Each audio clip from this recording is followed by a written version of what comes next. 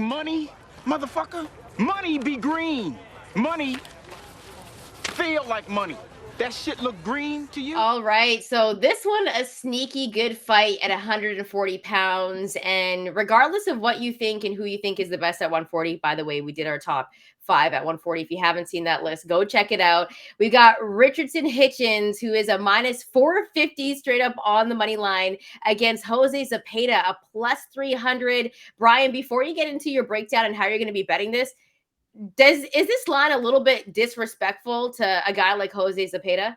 Yeah, because I don't even think Regis Prograis was this much of a favorite against Jose Zepeda, but obviously Hitchins would be fighting him after Prograis knocked out Zepeda late last year. Zepeda has since gotten a win over a journeyman and is back now. But this is a little odd to me that Richardson Hitchins, who I really like, who I covered his debut, I covered a bunch of his fights early on in Brooklyn.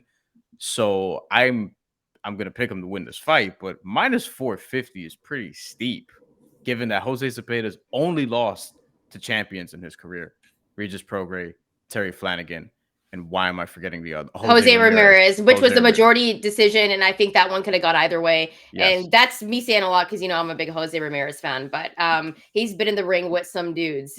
Yeah, but Hitchins is positioned as somebody who's next on the contender ladder at 140. And if he were to win this, then yes, he could be looking at a title shot next year. He's in Matchroom right now. So perhaps a date with Regis Prograis in the future would make sense. Someone who he is very confident that he would beat, by the way. So in terms of this fight, I think the simplest bet, the easy one to make, and this is, I think, the easiest fight to bet on compared to all three of these.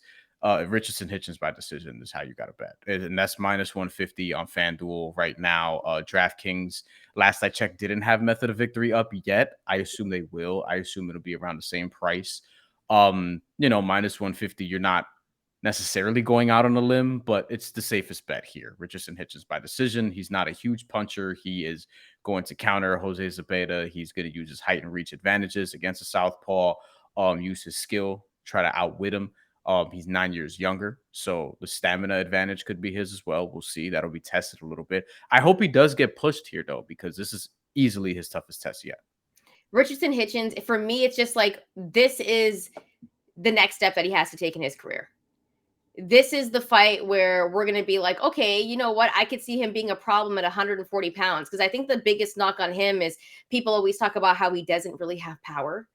But he's very technical. He's very skilled, has a good jab, right hand. He mixes it up really, really well. But Jose Zepeda has been in the ring with some dudes. And when you talk about experience, you're not going to get that anywhere else. So this is definitely Hitchins' toughest test yet. And Jose Zepeda, we know his fight style.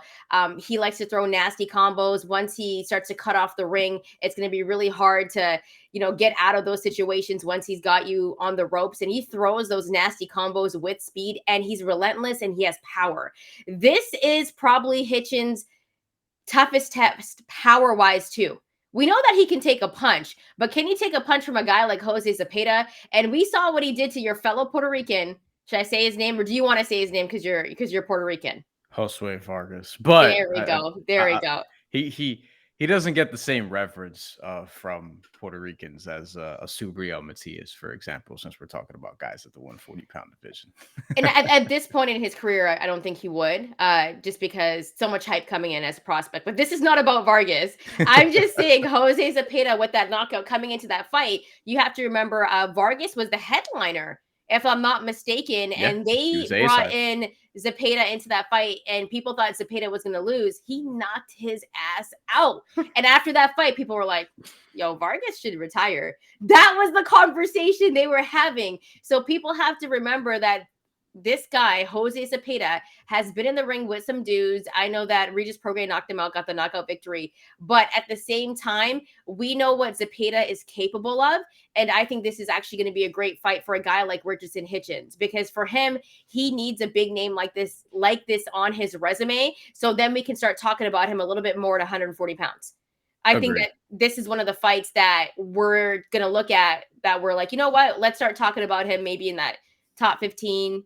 Do you put him in that top 10? I don't know. We're going to see after this fight.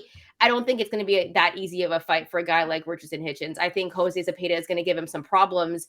I am going to take Hitchins to win by decision minus 150. As Bryan was saying, that is the best bet. He doesn't have like relentless power, and I don't think he's going to break down a guy like Jose Zepeda. I actually think this is going to be a pretty close fight. I think Hitchins is gonna get tested. I even at one point looked at a draw, but they're gonna give Hitchins this win. It was like a plus 1400. Because I actually really like Zepeda. I like his fight style, and even though when you talk about length, Hitchins has the advantage here. I think that Zepeda is going to give him some problems in this fight. And because it is his toughest test, we are going to see him try to make those adjustments during the fight. But Zepeda is going to be relentless. He's going to try to stalk him. He's going to try to get him on the ropes, and he's going to be getting those body shots in. And as you know, Hitchins, he's going to be trying to control the distance, which he does really well. He's going to be mixing it up, and he's going to be getting those points on the scorecards. But I do think it's going to be a really close fight. I could see it being like a 116, 112, maybe even a 115, 113. And, you know, I think it could even be one of those like majority decision type of victories for a guy like Hitchins. So that's how I'm rolling with this one.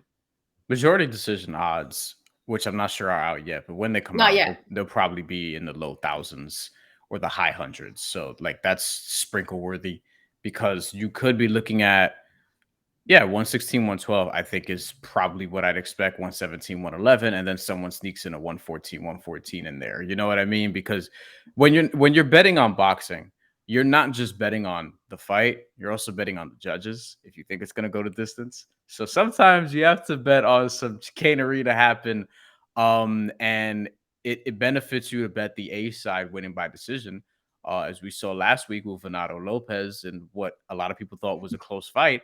I bet him winning by decision because I thought it was going to be pretty close, but I was like, if it's close, he's going to get the nod over Joet Gonzalez. He just is, because he's the rising star right now. Yeah, and I thought Joet did enough in that fight to get the victory. I thought Joet dominated like the last 4 rounds. I gave him the last 4 rounds of that fight. I thought Joet got it done by just 1 round. But early on, of course, like he was losing that fight. So I was on Joet winning.